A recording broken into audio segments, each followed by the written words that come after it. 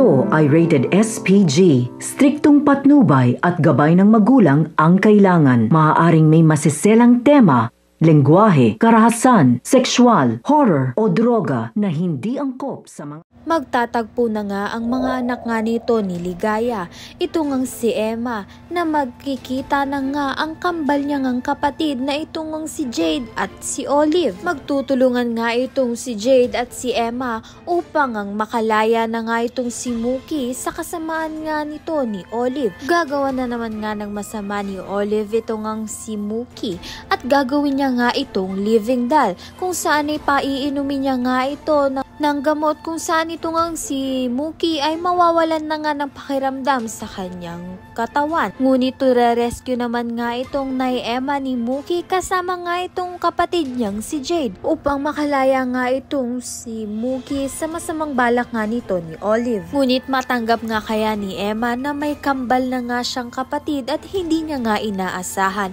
na ito ngang si Olive ang kapatid niya. Nakaagaw niya nga dito kay Mookie. At ano nga kayang magiging reaksyon ni Ligaya nang makita na nga niya ang mga anak niyang nag-aaway-away? Ayan at iba pa ang dapat nating pakaabangan. Maraming salamat sa iyong panonood.